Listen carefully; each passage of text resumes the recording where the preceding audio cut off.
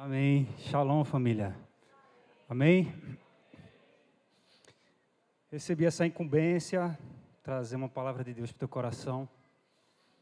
Nossos apóstolos estão em uma missão no Canadá. Nasceu aí o quarto netinho, uma netinha, na verdade, Estela. E eles estão lá para ajudar Estevão e Gabi. Amém? Feche teus olhos por um momento. Pai, obrigado. Obrigado pela sua bondade. Obrigado, Senhor, por nos trazer aqui. Porque ouvimos a voz do seu Espírito. Estamos aqui porque o Senhor é quem efetua tanto querer como realizar. E nossos corações estão desejosos pela sua presença. Ansiosos pela porção que o Senhor separou para nós nessa noite, neste dia. Estamos aqui com corações abertos, com mentes abertas, com os ouvidos abertos, Senhor, para ouvir a Tua voz. Os corações sensíveis para receber a Sua graça. Nós te amamos, que toda ação humana caia por terra. Eu me sujeito a Ti nessa hora, e que não seja o homem, mas que seja o Teu Espírito Santo. Eu quero, Senhor, compartilhar aquilo que está no Teu coração, em nome de Jesus. Amém? Bom, faz mais ou menos quase 3 anos, eu estava vendo esses dias uma ministração pelo YouTube, no dia 1 de novembro de 2020. Eu falando um pouco sobre escatologia.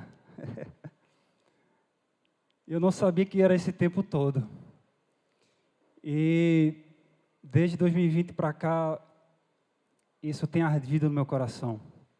O Senhor tem falado outras coisas, mas eu senti no Espírito de eu trazer um reforço. Amém? Porque os nossos ares exalam a volta. Tudo que tem acontecido no mundo tem revelado o início de um tempo do fim. E eu quero trazer um reforço. Até porque eu sei que tem muita dúvida ainda. No acampamento eu falei um pouquinho. Em várias ministrações eu pincelei algumas coisas. Mas hoje eu vou trazer algo mais completo e objetivo. Amém? E a gente vai desmistificar algumas coisas.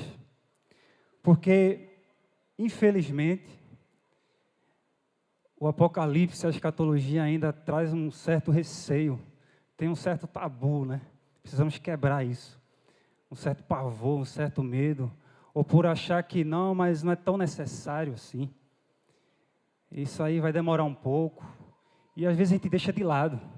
Mas eu quero dizer que escatologia é necessário. Amém? E eu tenho estudado tanto sobre isso, e cada vez que eu estudo, mas eu entendo quão leigo eu sou ainda, sou tão iniciante ainda nessa teologia. Mas de uma coisa eu sei, cada vez mais eu me apaixono por Jesus. Porque o plano dele é perfeito. Diga comigo, o plano de Jesus é perfeito. Então, escatologia. A palavra escatos, no grego, significa último, últimas coisas.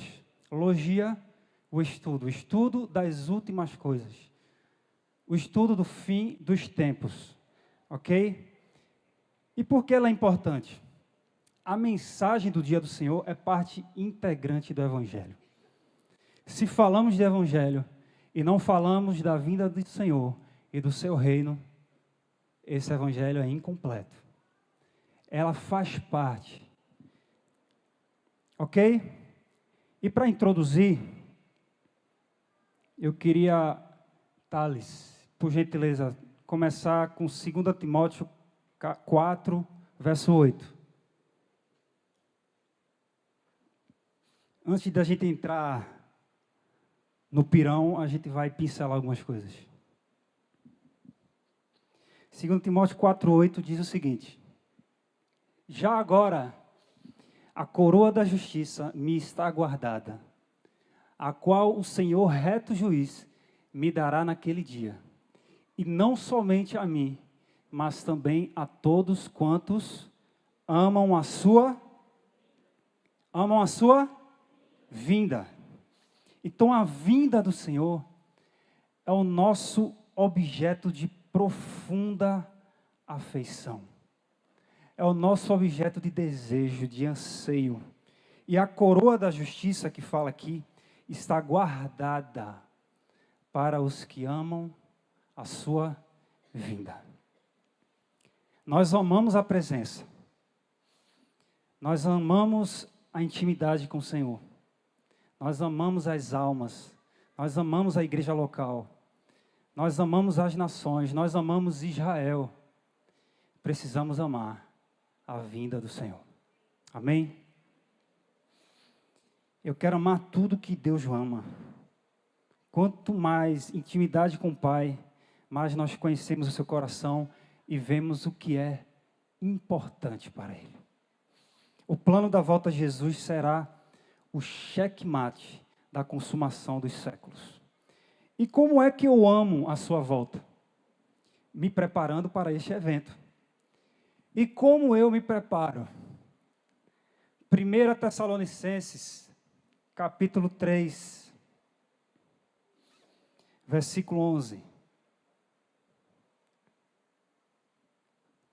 Diz o seguinte: ora, o nosso mesmo Deus e Pai e Jesus nosso Senhor, dirijam-nos o caminho até vós. 12. E o Senhor vos faça crescer e aumentar no amor uns para com os outros e para com todos, como também nós para convosco, a fim de que seja o vosso coração confirmado em santidade, isento de culpa, na presença de nosso Deus e Pai, na vinda de nosso Senhor Jesus, com todos os seus santos.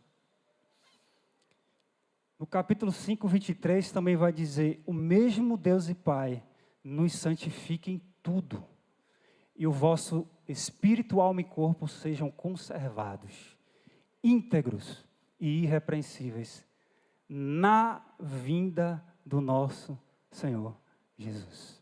Efésios 1,4 também diz que Ele nos escolheu antes da fundação do mundo para sermos santos e irrepreensíveis perante Ele e em amor. Então, nós temos aqui um padrão, um modelo de como eu me preparar para a sua volta. Amar a sua vinda, amar uns aos outros, a gente acabou de ler. Santidade, coração santo, isento de culpa. Ser íntegro, ou seja, ser legítimo, ser verdadeiro e irrepreensível. Aquele que não tem como repreender. Eu sempre falo, sempre vou falar, e sempre me recordo. A parábola das 10 virgens falam de 10 virgens. Não são 5 virgens e 5 prostitutas. São 10 virgens. E todas as 10 desejavam por Maranata. Todas as 10 esperavam pelo noivo. Esperavam pelas bodas. Todas as 10. Só que 5 foram mais espertas. 5 delas se prepararam. E 5 se distraíram. Sim ou não?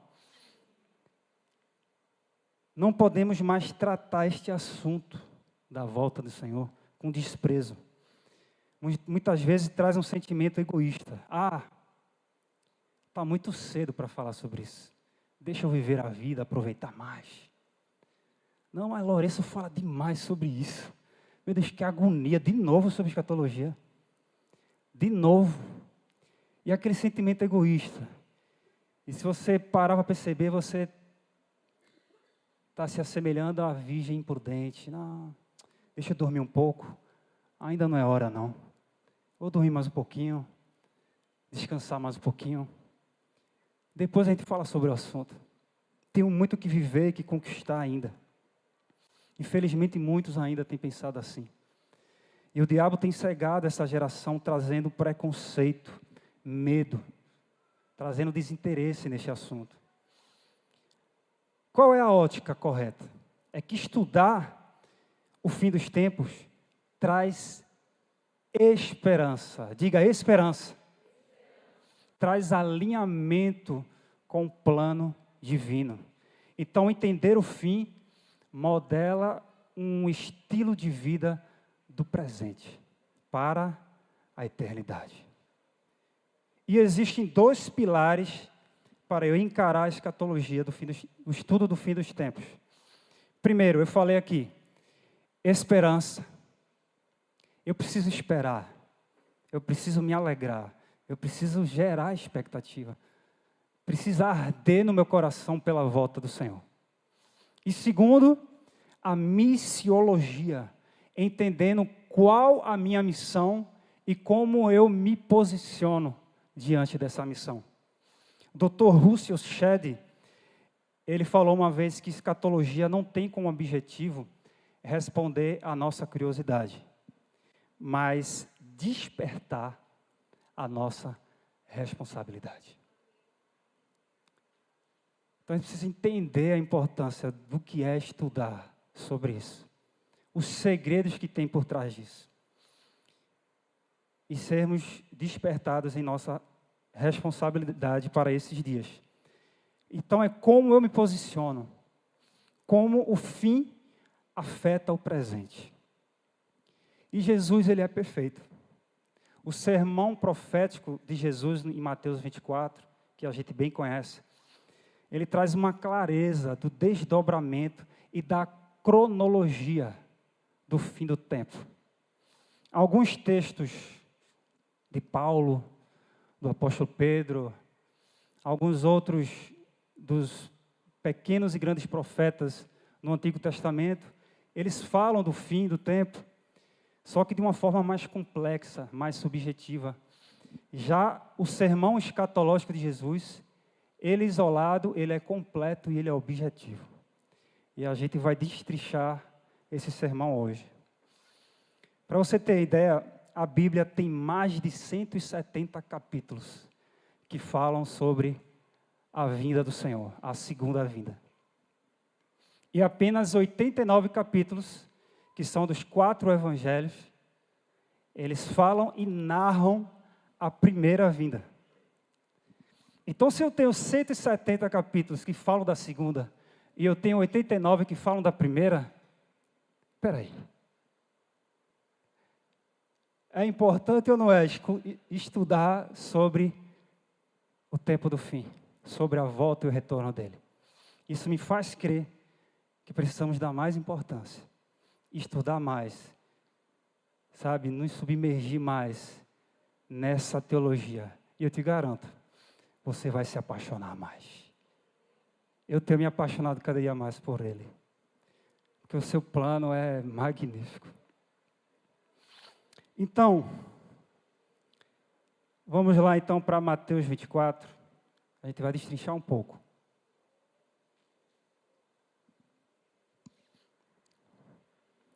Esse sermão profético de Jesus, ele está dividido em 3 partes que a gente conhece muito.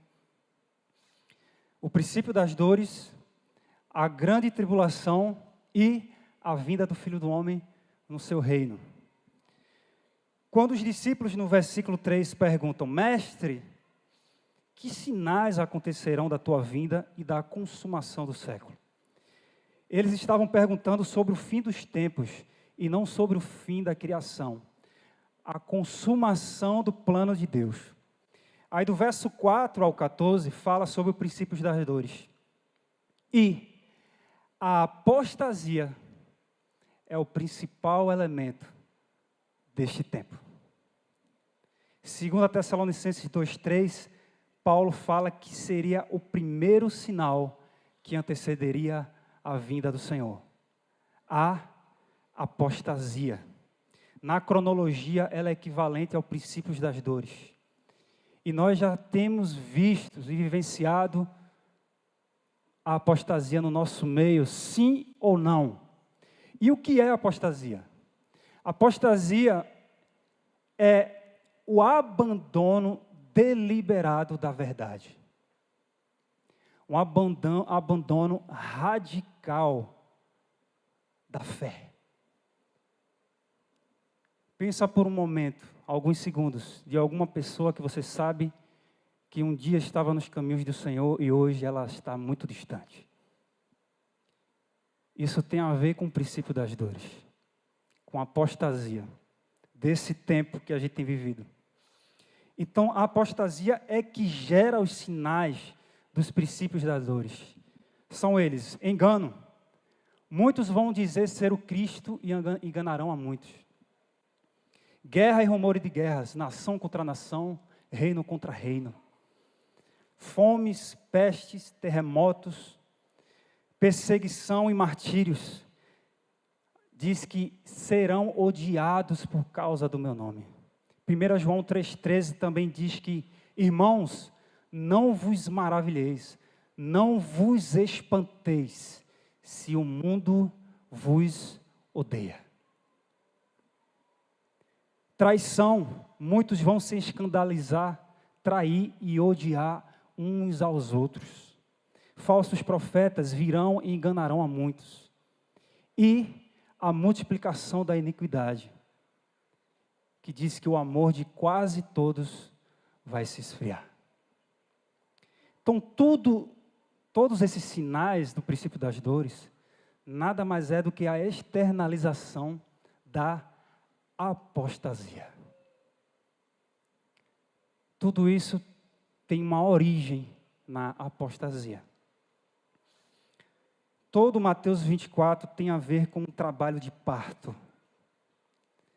O princípio das dores, ela simboliza as primeiras contrações.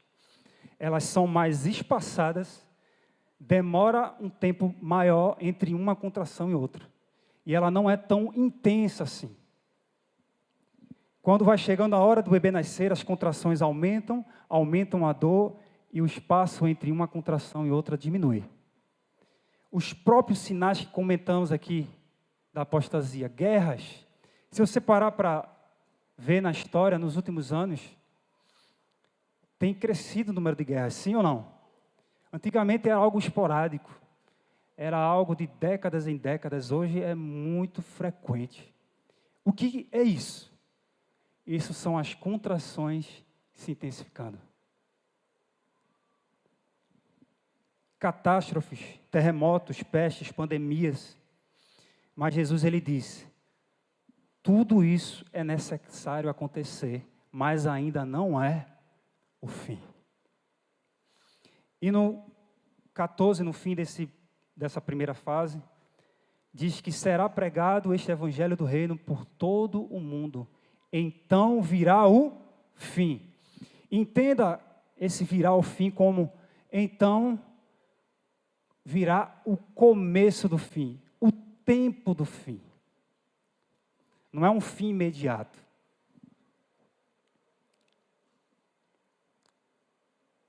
E aqui nós temos um paradoxo do reino.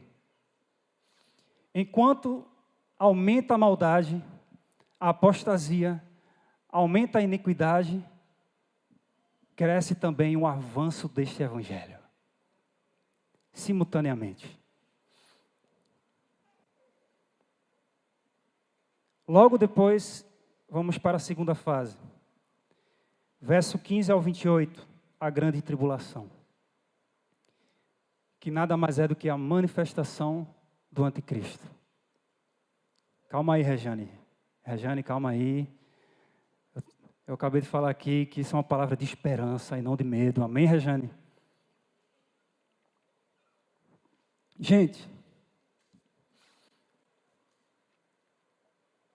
1 João 2,22 diz que ele é mentiroso, que ele nega que Jesus é o Cristo, ele nega o Pai e ele nega o Filho.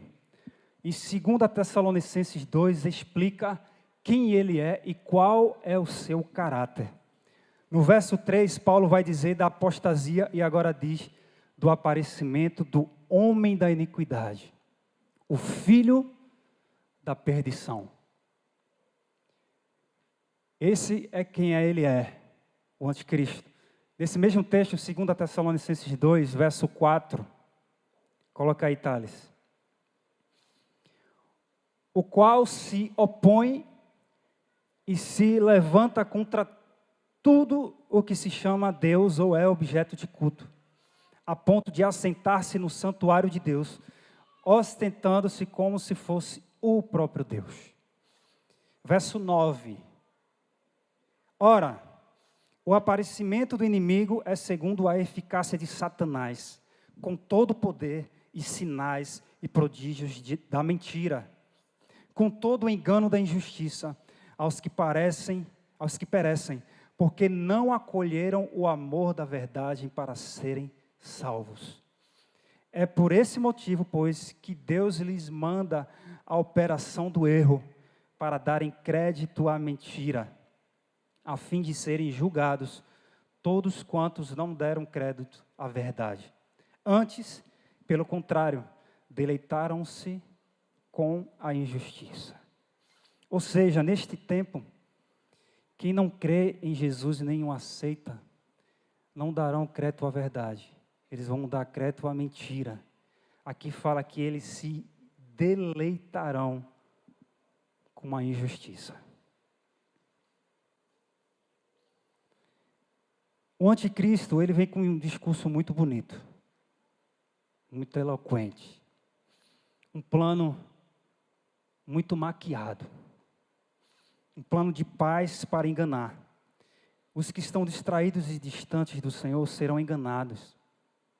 Inclusive, os da própria igreja. Nesse mesmo texto diz que, se possível, até os eleitos serão enganados. Por isso que a gente não pode se distrair ou estar adormecidos como as virgens imprudentes. Precisamos estar atentos, comprando azeite, pagando preço, esperando, ansiando, entendendo a minha missão e me posicionando para isso. O engano será um elemento muito forte do sistema do anticristo, na grande tribulação. Muitos vão abandonar a fé, abandonar a sã doutrina. A sã doutrina causará coceira em seus ouvidos. Não mais suportarão. E já vemos muitas notícias em nosso dia a dia. Um ensaio de tudo isso que eu estou falando aqui. Sim ou não? Muita gente que estava aqui já não tem suportado a doutrina. Porque não querem se abnegar de muitas coisas da carne. Em 1 João 4, eu estava lendo isso aí, eu fiquei apaixonado. Fala que os verdadeiros crentes, eles vão pôr em prova o espírito dos falsos profetas. E de que forma? Como eles fazem isso? Diz que os que confessam que Jesus veio em carne, esse é de Deus. Mas quem rejeita essa verdade, está do lado de lá. Isso é o espírito do anticristo. Isso tem tudo a ver com a mensagem dele.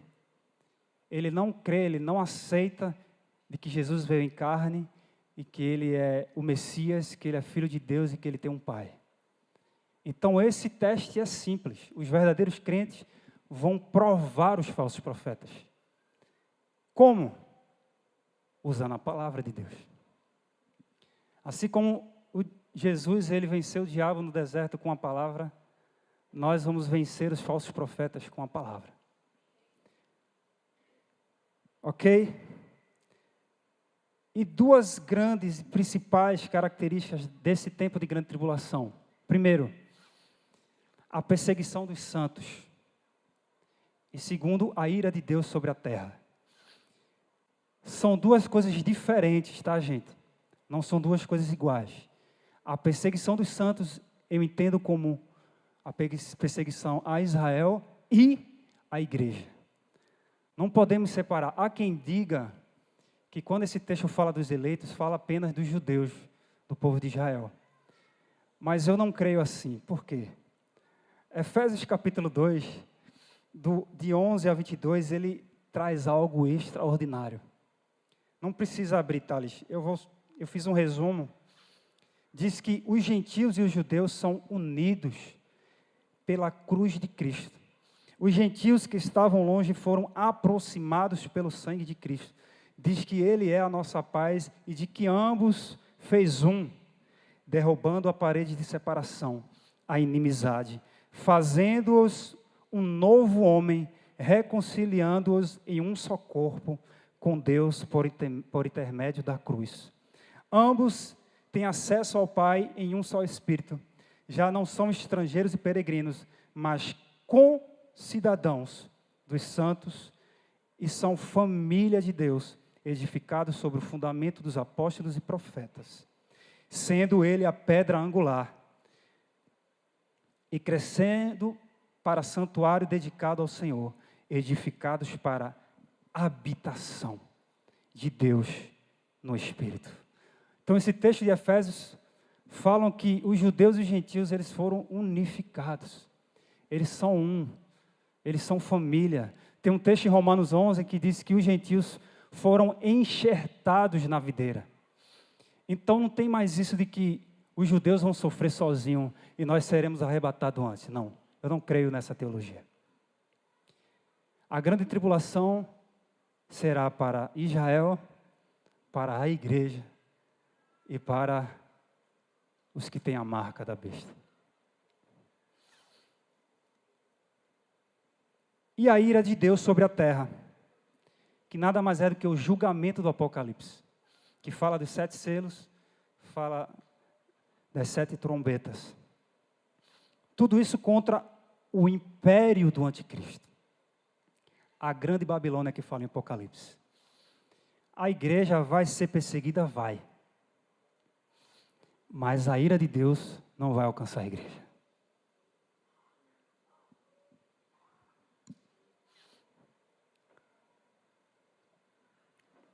Os santos serão isentos desta ira, mas não da perseguição. João 16:2 diz que expulsarão os judeus das sinagogas e matarão aqueles que prestarem culto ao Senhor. Que é isso? Perseguição. Mas a ira, Ele nos livrará, assim como Ele livrou o seu povo das pragas do Egito, na terra de Gósen, a herança que Jacó deu a seu pai. E aquelas pragas foi uma afronta de Deus aos deuses do Egito, aos rebeldes. Aqueles que eram do Senhor foram isentos daquela manifestação da ira. Assim também como Noé e sua família foram isentos no dilúvio, não do dilúvio, mas estando no dilúvio. Assim o Senhor vai livrar a sua igreja na grande tribulação das iras, dos selos abertos, das trombetas. Ok? Sofonias 2, verso 3. Preste atenção nesse texto. Tem tudo a ver com o que eu estou falando agora. Profeta Sofonias. Vocês sabiam que existia esse livro, Sofonias? É um nome bom, né? Para botar no cachorro, né, Mara? No cachorro. No filho não. Pode ser também. Sofonias 2:3. Preste atenção. Buscai o Senhor, vós, todos os mansos da terra, que cumpres o seu juízo. Buscai a justiça, buscai a mansidão. Porventura, lograreis esconder-vos no dia da ira do Senhor. Eita lá. Nos livrará, não nos livrará da ira, mas no dia da ira.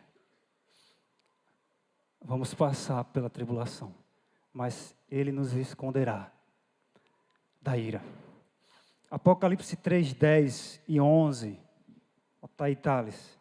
Porque guardaste a palavra da minha perseverança, também eu te guardarei da hora da provação que há de vir sobre o mundo inteiro, para experimentar os que habitam sobre a terra. Venham sem demora, conserva o que tens, para que ninguém tome a tua coroa. Conserva, protege, guarda, blinda o que tens, preserva. Infelizmente, muitos estão virando a casaca, muitos estão mudando de lado, muitos estão deixando de proteger, de conservar aquilo que temos recebido do Senhor. Então, esses são os que são livres da ira de Deus, que falou de buscar ao Senhor, buscar a justiça, os que buscam mansidão, os que guardam a palavra e os que conservam o que têm. Sendo assim, serão guardados e protegidos da ira. A gente precisa olhar para tudo isso com equilíbrio. Não podemos ser 100% triunfalistas, nem 100% fatalistas. Existe um equilíbrio. A perseguição, na verdade, sempre acompanhou a igreja em toda a história. Sempre teve. E por que agora não vai ter na grande tribulação? Só que Deus ele nos dá forças para suportar. E entendimento da recompensa eterna que tudo isso traz. É por isso que não cessamos de fazer a sua obra, por amor a Ele. Ah, estou sendo perseguido, não interessa, a obra não para. Ah, estão me caluniando, não interessa, estão me apedrejando, não interessa. Muitos da minha família têm me abandonado, muitos amigos têm abandonado a amizade, não interessa. É por amor a Ele.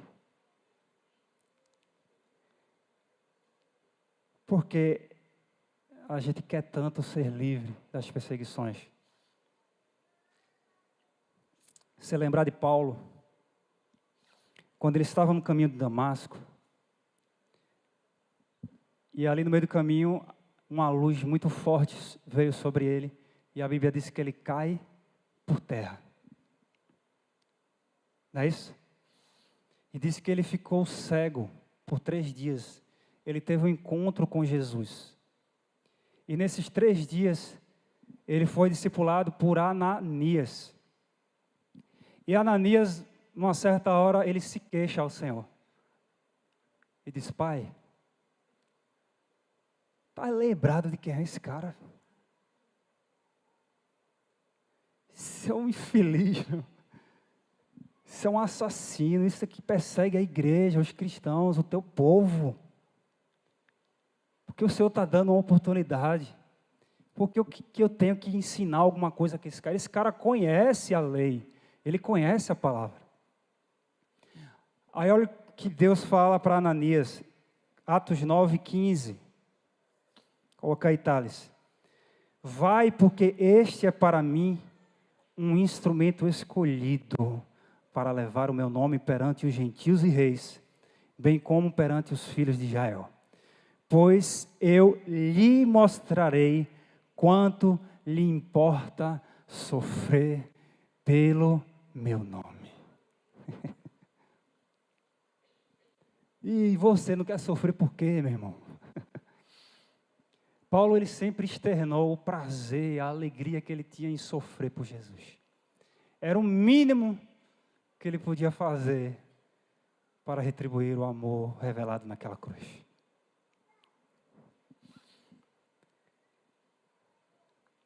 Jesus, ele disse: aquele que perseverar até o fim será salvo. E não aquele que escapar logo no início, mas os que perseveram. Infelizmente tem uma teologia escapistas que está sendo proliferada e muitos acham que vão ser guardados. Mas isso não condiz com o plano do Pai. Segundo a gente está lendo aqui no seu sermão escatológico, nós vamos passar pela tribulação. Diga glória a Deus. Mais forte, glória a Deus. E no verso 15 de Mateus 24, Jesus ele começa a narrar a grande tribulação como chamado abominável da desolação. Ele diz que o profeta Daniel falou sobre isso. Quem lê, entenda. Ele não gasta tempo explicando. Então vamos para Daniel entender um pouquinho. Daniel capítulo 9, verso 27.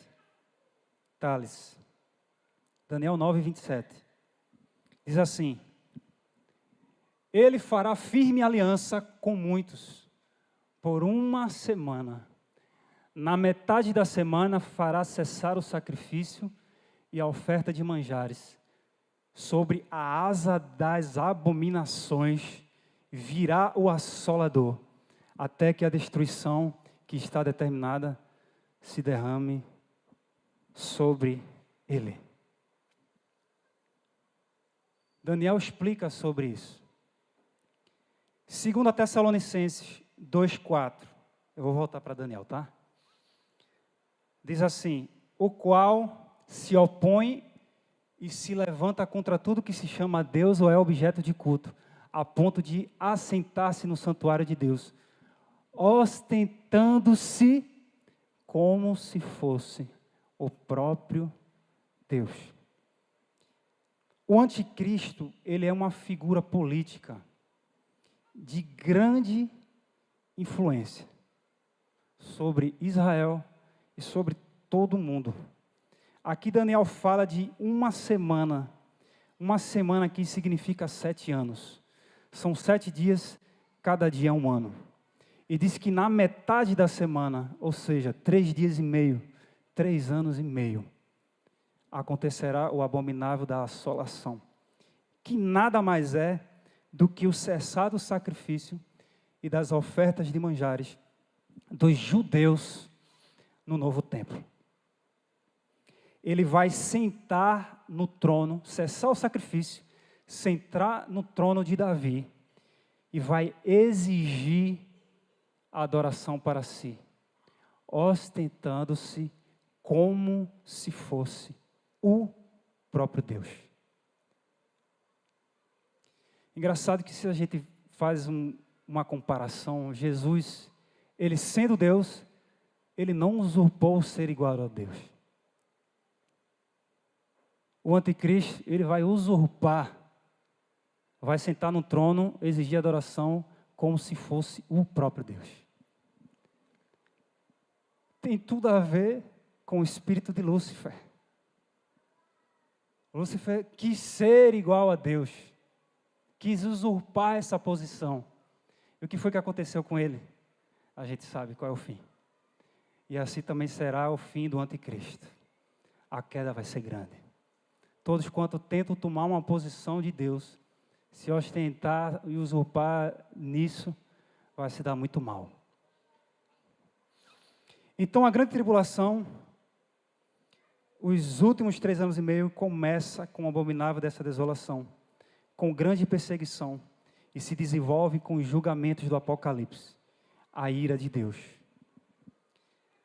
Então esses são 2 grandes acontecimentos nessa era. Mas existe um que é muito maior do que tudo isso. E você vai entender porque palavra de esperança.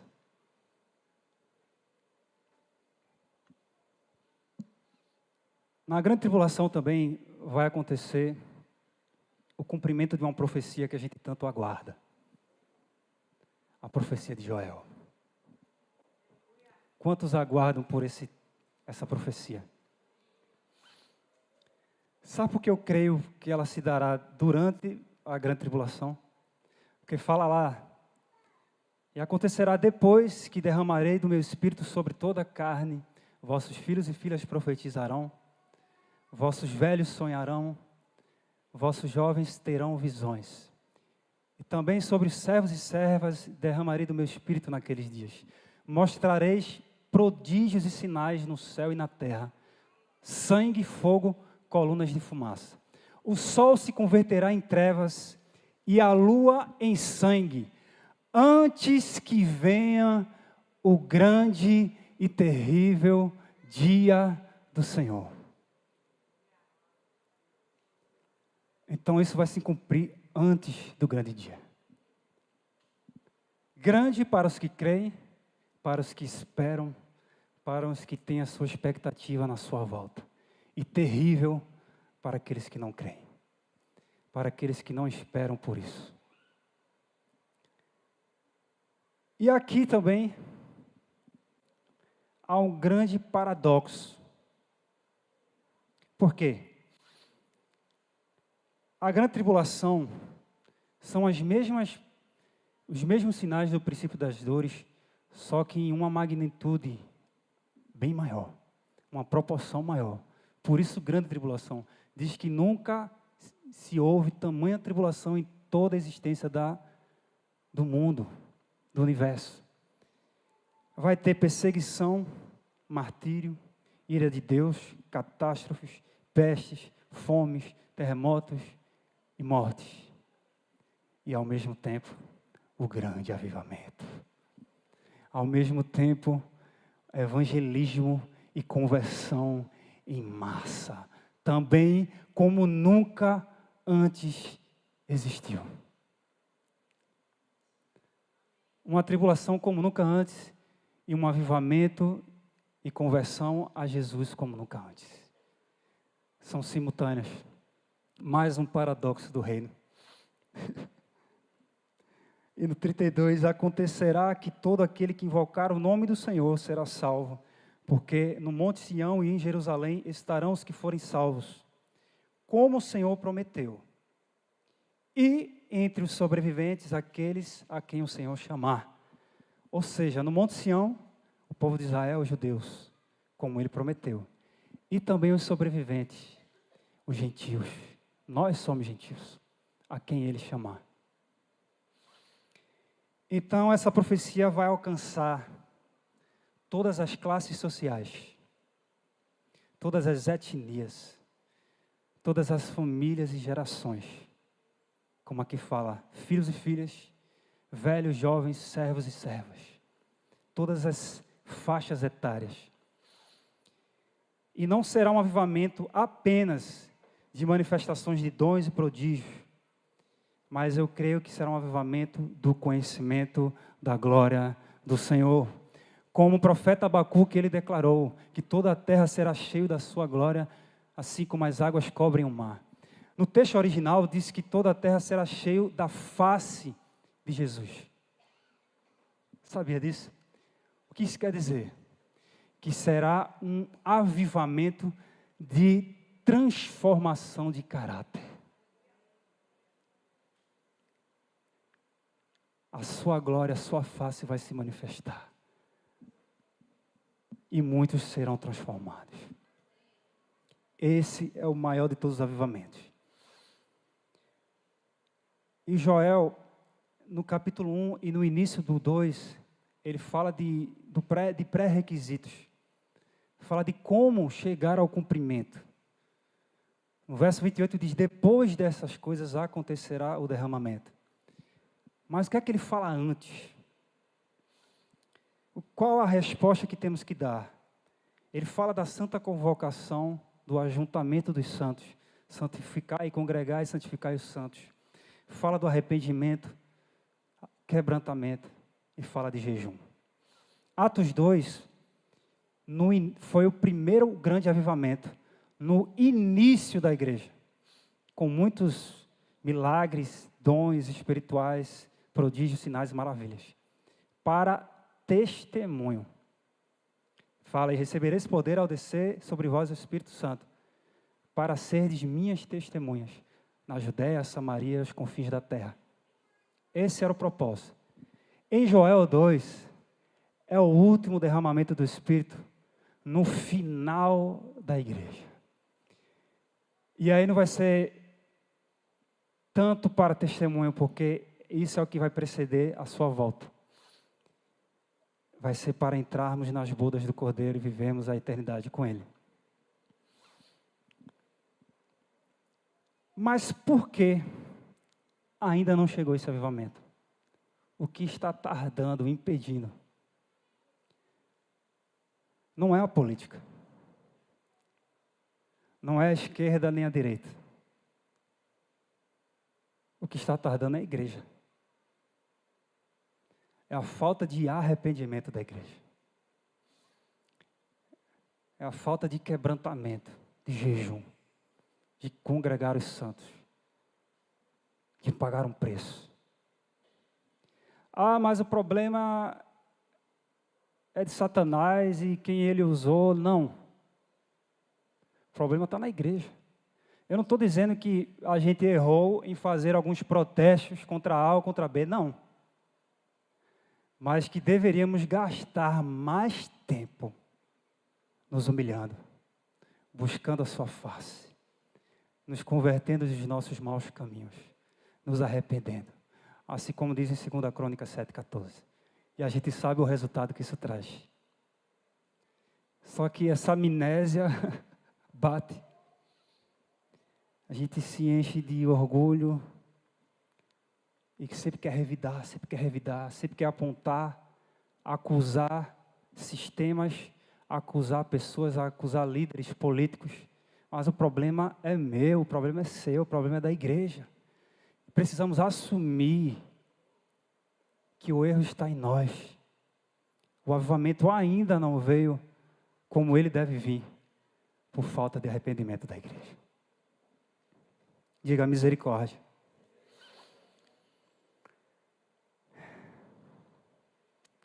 Joel disse que devemos rasgar o nosso coração e não nossas vestes. E Joel também diz: convertei-vos a mim de todo o vosso coração, com jejum, com choro e com pranto. Rasgai o vosso coração, não as vestes. Convertei-vos ao Senhor. Tocai a trombeta em Sião, promulgai um santo jejum, proclamai uma assembleia solene.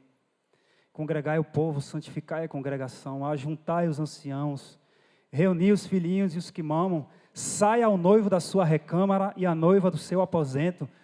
Ou seja, saia do seu comodismo. Não adianta cruzar os braços, sentar, dormir como as virgens imprudentes, dizer, não é agora não, e aguardar pelo avivamento. Não vai vir. Chorem os sacerdotes, ministros do Senhor, entre o pórtico e o altar.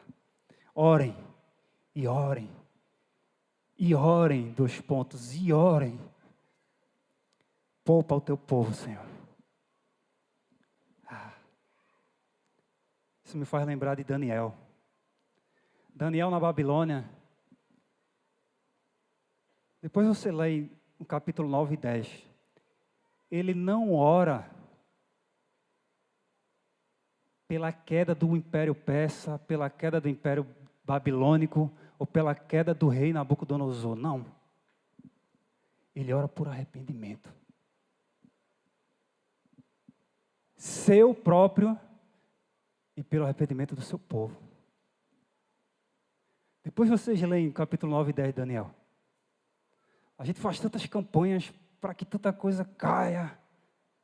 Mas primeiro a gente precisa se arrepender. E arrependimento, a gente tem martelado tanto sobre isso. É a primeira matéria-prima para o avivamento. A igreja precisa rasgar o coração e não as vestes. Se arrepender, chorar e se converter. Precisamos de um batismo de lágrimas, de um batismo de arrependimento, de um batismo de pureza nestes dias.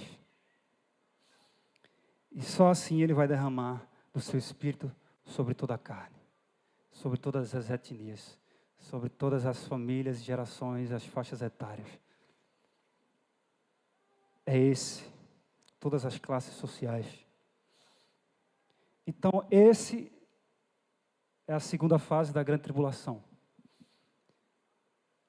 O anticristo entra em cena, acontece a perseguição dos santos, igreja e Israel. A ira de Deus se manifesta sobre o império do anticristo e os que estão do lado dele, e o grande avivamento. Terceira fase, ao soar da última trombeta, a vinda do Filho do Homem. Mateus 24, 29, Thales, por gentileza.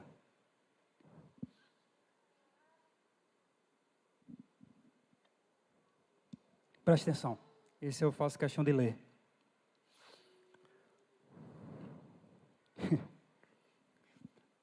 Logo em seguida a tribulação daqueles dias, o sol escurecerá, a lua não dará a sua claridade, as estrelas cairão do firmamento e os poderes dos céus serão abalados. Para aí, para no 29. Isso quer dizer o quê?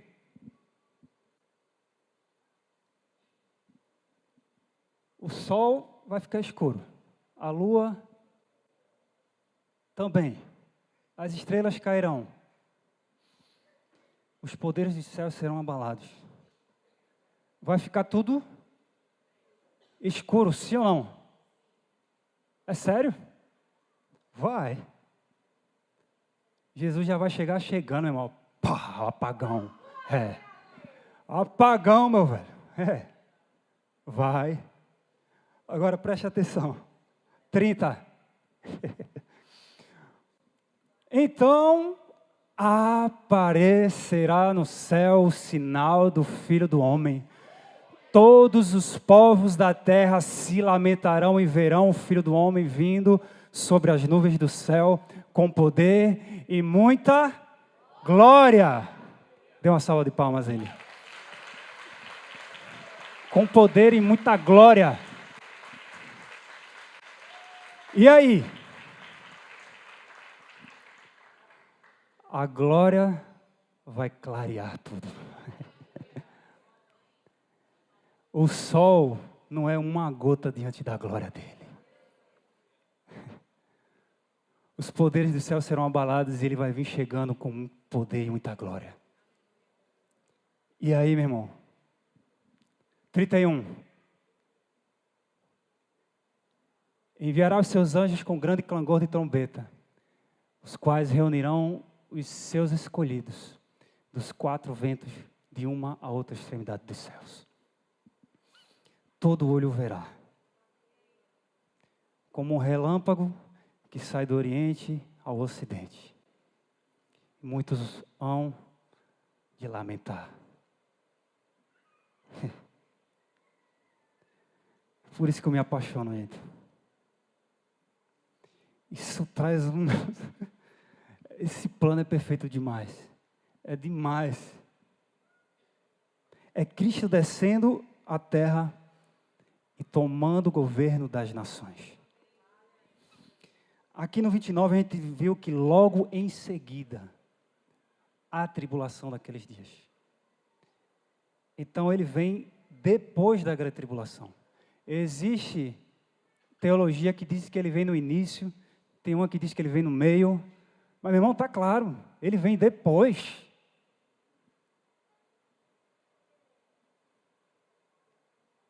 E ele vem ao soar da última trombeta.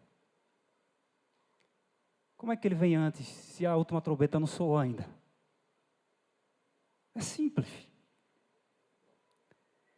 E aqui acontece simultaneamente o arrebatamento da igreja, que fala em 1 Coríntios 15. E em 1 Tessalonicenses 4, de 16 a 18. Eu queria ler esse. 1 Tessalonicenses 4, 16 a 18. Porquanto o Senhor mesmo, dada a sua palavra de ordem, ouvida a voz do arcanjo e ressoada a trombeta de Deus, descerá dos céus e os mortos em Cristo ressuscitarão primeiro. Depois, nós, os vivos, os que ficarmos, seremos arrebatados juntamente com eles, entre nuvens, para o encontro do Senhor nos ares. E assim estaremos para sempre com o Senhor. Consolai-vos, pois, uns aos outros com estas palavras. Diga aí para o teu irmão que está do teu lado. Consolai-vos uns aos outros com esta palavra. Gente, isso é uma mensagem de esperança, não é de pavor, não é de medo, não é de angústia. Temos 1000 motivos para nos alegrar, para esperar, para ansiar, amar o retorno de Jesus. É perfeito o seu plano. Então aqui fala que os mortos eles vão ressuscitar primeiro, e logo em seguida nós, os que estivermos aqui, nos juntamos a Ele, e num piscar de olhos teremos os nossos corpos glorificados, e nos encontraremos com Jesus nos ares. Esse é o arrebatamento da igreja. Só que é rápido, tá, gente? A gente se encontra com Ele e vai dizer, bora, soldado quer serviço. Vamos nessa? Imediatamente a gente vai descer com Ele para tomar o governo das nações. E a Bíblia diz que ele vai, em Apocalipse fala da marcha de Jesus pelas nações. Uma procissão de Jesus. E aí não vai ser rápido, tem alguns dias para isso acontecer. Ok? Existe um espaço de intervalo de tempo, quando Jesus volta até o milênio. Alguns dias aqui no meio de algumas coisas que precisam acontecer. E Jesus ele vai tomar o governo das nações. E a Bíblia diz que ele vai pisar, esmagar aqueles que têm a marca da besta. E diz que suas vestes brancas vão ficar vermelhas do sangue dessas pessoas. E de repente, no meio do caminho, no Vale do Armagedon, uma guerra, uma batalha final que a gente tanto escutou. 2 Tessalonicenses 2,8 diz que de fato será revelado o iníquo, a quem o Senhor Jesus matará com o sopro da sua boca. Meu irmão, não tem resistência alguma, é com o sopro da sua boca. E diz que o destruirá pela manifestação da sua vinda. Logo depois, ele chega em Jerusalém. E ele senta no trono que é dele. Não é do anticristo, não. Ele é o verdadeiro rei de Israel e da humanidade. E diz que todos ali em Israel vai clamar Baruch Rabá Beshem Adonai. Bendito é o que vem em nome do Senhor. E diz que todos os que estiverem ali em Israel reconhecerão ele como Messias. Dobrarão os seus joelhos diante dele e converterão os seus corações a ele. A grande e última colheita. Bem-aventurados estes que estiverem naquele lugar, naquele último dia. A última chance. Eita, não tem como não se apaixonar. Tem, Leide, como não se apaixonar? E aí, depois disso, vem um reino milenar. Em seguida, que fala em Apocalipse 20, diz que todas as coisas serão restauradas. Os santos, com os corpos glorificados, discipulando as nações com Jesus, reassumindo a responsabilidade do Éden, de cultivar e guardar o jardim. E Jesus vai mostrar como tudo seria se o pecado não entrasse no mundo. O milênio vai ser uma resposta disso. É como se ele tivesse, vocês perderam. Como seria a existência da humanidade se o pecado não entrasse? Aqui nesse tempo, tem gente que não aceita isso. Mas eu creio que alguns ímpios estarão no milênio. Por quê? Porque na grande tribulação vai haver aquele grupo de pessoas que, mesmo não tendo aceitado Jesus como Senhor, também não aceitam a marca da besta. Não são todos que aceitam. Também acham isso horrível. E também tem o povo de Israel do último dia em Jerusalém, que se converte depois da glorificação, da transformação do corpo dos santos, que foi no arrebatamento antes disso. Então, esses dois grupos de ímpios e desse povo que se converteu no último minuto, vão estar no milênio, com o corpo natural e não glorificado. Vão viver naturalmente. Óbvio que no milênio a expectativa de vida vai ser elevada, né? A qualidade de vida é outra. Mas eles vão conceber, vão nascer, vão se desenvolver, vão morrer, porque eles não têm corpos glorificados. Só que é outra era, tudo é tudo tão bonito, tudo é tudo tão, enfim, maravilhoso. Agora nós que fomos transformados no arrebatamento, viveremos sobrenaturalmente, protegidos pela glória, né? Seremos imortais. Você imagina? Imagina, Hugo, os vingadores dos céus. Meu irmão, depois da glorificação, seremos imortais e governaremos as nações no milênio com Ele. Recapitulando a cronologia que eu falei: a apostasia e os sinais dos princípios das dores, a aparição do anticristo na grande tribulação, com a perseguição dos santos e a manifestação da ira de Deus e o grande avivamento. A vinda do Filho do Homem, com o arrebatamento dos santos, tomando as nações e o trono em Jerusalém. E por fim, o reino milenar. E em Apocalipse fala que ao final dos 1000 anos, Deus solta Satanás. Ele vai estar preso durante os 1000 anos. Por isso que vai ser uma paz inenarrável, inefável. Porque ele vai estar preso, meu irmão. Aí diz que ele vai ser solto no final do milênio. E ele vai tentar ludibriar aqueles sobreviventes da grande tribulação que têm os seus corpos naturais ainda. O bicho é miserável mesmo. Até no final do milênio, depois de solto, ele vai continuar. A vida dele é tentar, a vida dele é acusar, a vida dele é destruir. E por fim, Satanás, depois dos 1000 anos, Satanás, a besta, que é o anticristo, e o falso profeta, que é o amiguinho do anticristo, que vai andar com ele e fazer a obra juntos, eles serão lançados no lago do fogo eterno, na morte eterna. E aí tem o juízo final. Aqueles que foram mortos sem Jesus vão ser julgados aí. E receberão a condenação da morte eterna, junto com Satanás, a besta e o falso profeta.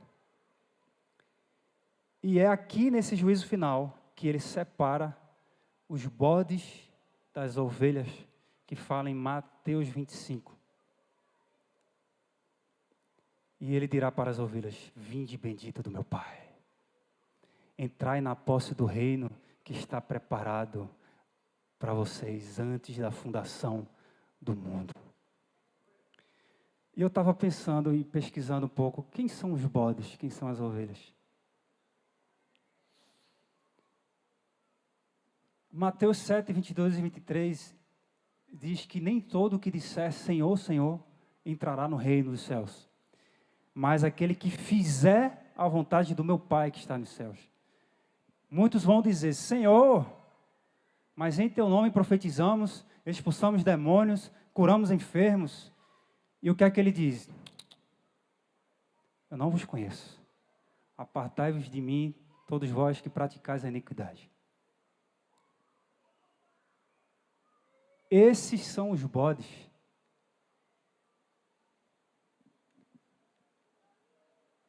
Líderes religiosos.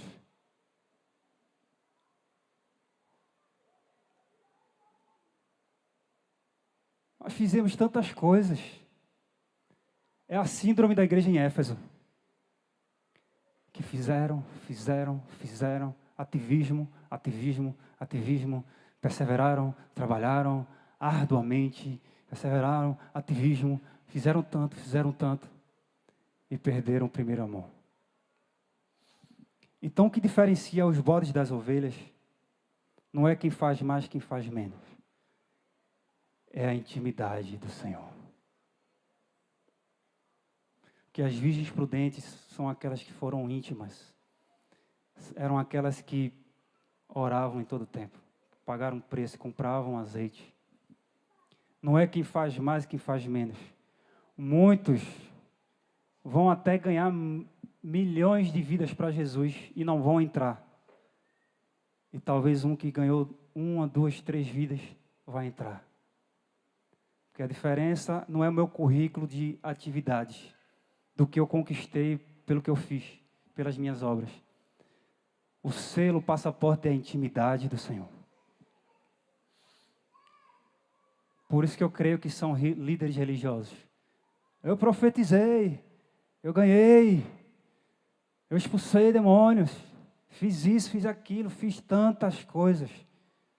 E Jesus nem conhecia. Como é que pode?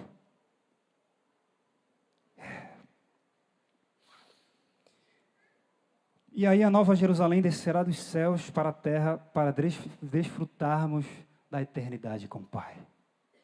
Em família. Apocalipse fala, novos céus e nova terra. O tabernáculo perfeito de Deus estará com os homens. E Jesus entrega o reino para o Pai. A igreja espera a volta de Jesus. E Jesus espera o retorno do Pai para a terra. Porque o Pai, no início de tudo, no Jardim do Éden, ele descia para a terra.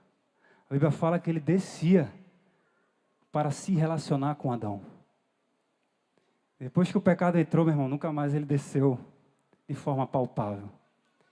Mas na Nova Jerusalém, o novo tabernáculo perfeito, o novo jardim será posto sobre a terra e ele vai descer para conviver com todos aqueles que perseveraram até o fim. Amém? E como eu anseio este dia, o dia que esperei por toda a vida. Vocês perceberam que cantamos cada música da volta, escatológicas. Meu irmão, está ardendo no meu coração. E tem muita coisa para aprender ainda, muita coisa. São mensagens de esperança, não de medo, mas de vitória, de expectativa. Aleluia.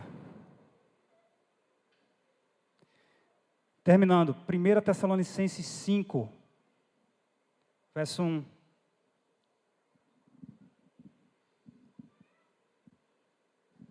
Diz assim, irmãos, relativamente aos tempos e às épocas, não há necessidade que eu vos escreva, pois vós mesmos estáis inteirados com precisão, preste atenção, com precisão de que o dia do Senhor vem como ladrão de noite. Quando andarem dizendo paz e segurança, eis que lhes sobrevirá repentina destruição, como vêm as dores de parto a que está para dar à luz, e de nenhum modo escaparão. Que fala de contrações para aquelas que estão para dar à luz. Você percebeu, os princípios das dores tinham contrações mais leves, mais espaçadas.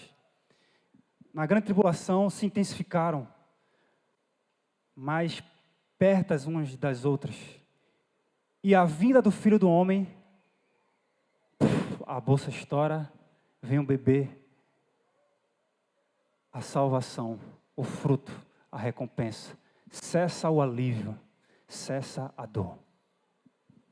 Então a Bíblia, ela sempre traz essa analogia a essas contrações. Sabe de uma coisa?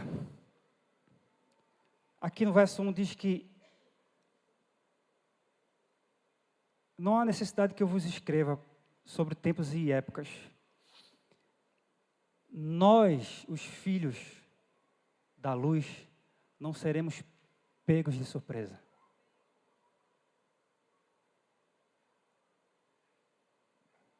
Mas a Bíblia diz que ninguém sabe o dia nem a hora, sim. Mas a estação, as estações nós saberemos. Quer ver? Nesse mesmo texto de 1 Tessalonicenses 5, verso 4. Preste atenção. Mas vós, irmãos, não estáis em trevas, para que esse dia como ladrão vos apanhe de surpresa. Ou seja, se eu não estou em treva, eu não serei pego de surpresa. Ok? Interpretação de texto, aula de português aqui. Vocês entenderam assim ou só eu? Não estais em trevas para não seres pegos de surpresa neste dia. 5. Porquanto vós todos sois filhos da luz, filhos do dia, não somos da noite nem das trevas. Assim, pois, não dormamos como os demais. Pelo contrário, vigiemos e sejamos sóbrios. Então, nós, os santos, vamos estar atentos, discernindo o tempo, cada selo aberto, cada soar da trombeta. Ninguém sabe o dia e a hora, ninguém sabe, mas é uma estação que nós saberemos. Por quê? Numa gestação de um parto natural, a gente sabe que quando vai chegando nas 40 semanas, está chegando perto. Opa! Ninguém sabe o dia nem a hora, porque nem o médico sabe, nem a mãe sabe. Aqui fala que nem Jesus e os anjos sabem, mas só o Pai. Ah, mas a tecnologia, a ultrassom, a estimativa, tal data. Mas, gente, sempre tem surpresas. Às vezes, poucos dias a mais, poucos dias antes. E é dessa surpresa que a Bíblia fala. Nós saberemos a época, a estação. Não sabemos a hora exata, o dia exato, mas nós que estaremos na grande tribulação, cada selo aberto, cada soar da trombeta, vamos acompanhando, vamos orando, vamos intercedendo, vamos evangelizando. Ao soar da sexta trombeta, a gente vai saber. Opa, só falta uma. A bolsa estourou, ele está chegando. Tem mais algumas horas, ele está chegando, ele está voltando, mais alguns dias. Não seremos pegos de surpresa como filhos da luz. Mas vós não estáis em trevas para não seres pegos de surpresa. Amém? Vigiai e orai, para que não sejamos pegos de surpresa. As virgens imprudentes, por um momento, elas adormeceram em trevas. Temos que estar atentos às contrações. Passaremos por tudo isso não com angústia, mas nos preparando, vibrando, com esperança, orando, intercedendo em todo o tempo, para que se cumpra e esse retorno do nosso amado venha logo, logo, logo. O Espírito e a noiva diz, vem. Maranata. Gente, não é só canções. Não é só um discurso, uma mensagem que estão pregando muito. Por conta da pandemia, se fala muito sobre isso. Gente, presta atenção.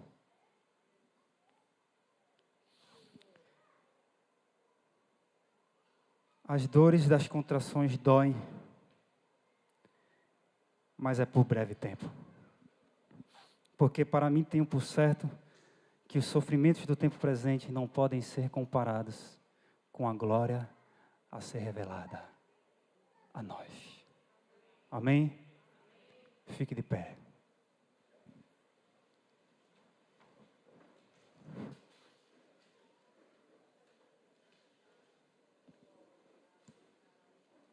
Michele louvou.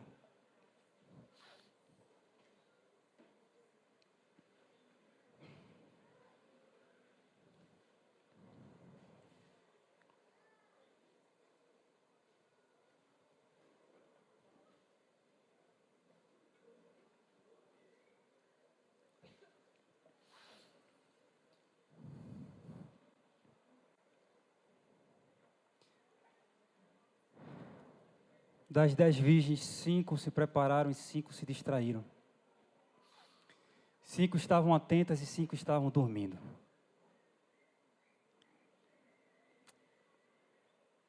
Nem agora não. E relaxaram. A Bíblia diz em Mateus 25 que 2 estarão no campo, um será tomado e o outro deixado. Diz que 2 estarão trabalhando no moinho, uma será tomada e deixada a outra. Gente, todo olho verá. Tem uma teologia que diz que vai ser invisível. Tem até alguns filmes. Quantos aqui já assistiram Deixados para Trás? É o novo? Esse bicado já tem a versão 1, 2, 3, já até a 10ª, não sei. Deixados para trás, eles somem. E ficam as roupas. E a gente acha que vai ser assim. Não, gente. Não vai ser assim, não. Talvez eu esteja falando aqui, muitos estão pensando, poxa, eu achava que era assim. Eu também achei até um dia desses. Gente, todo olho verá. Não vai ser, sumiu, o que foi, e agora? Não, todo olho verá. Nós seremos arrebatados, e os que ficarem vão ficar assim, ó, olhando. Ó. Vai ser assim. E muitos vão lamentar. Eu iria ir também.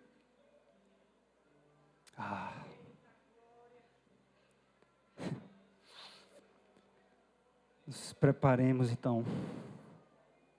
Esse assunto precisa ser tratado com seriedade, com sobriedade, com esperança. Quando nós estamos com medo, existem muitas reações, as piores possíveis. Agimos sem pensar, tomamos decisões precipitadas, nos omitimos, nos escondemos, negociamos. Mas os que são confiantes enfrentam o que for. Isso é uma palavra de confiança, isso é uma palavra de esperança. Isso é uma palavra de desejo. A volta do Senhor, como a gente viu aqui no início, precisamos amar. Isso é um objeto de afeição, de anelo, de desejo, de esperança. Nossos corações precisam amar a vinda do Senhor. Amém? Feche seus olhos. Aleluia. Oh Jesus. Nós ansiamos esse dia. Eu oro aqui no início para que o Senhor quebre toda a barreira do medo. O Senhor despedace todos os grilhões que têm trazido pavor ao teu povo, Senhor. Importa-nos sofrer pelo teu nome, com alegria, com esperança, de pé, perseverando, continuando. Em nome de Jesus, todo laço do inimigo que tem aprisionado o teu povo, cai por terra agora no nome de Jesus. Solta as mentes, solta os corações, libera um renovo, traz esperança, traz um desejo pela sua volta. Nós queremos amar a sua volta, Jesus. Nós amamos tantas coisas, mas nós queremos, a partir de hoje, amar a sua volta, o seu retorno. Nós desejamos por Maranata.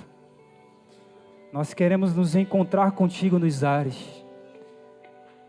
Nós queremos ser glorificados, protegidos pela sua glória.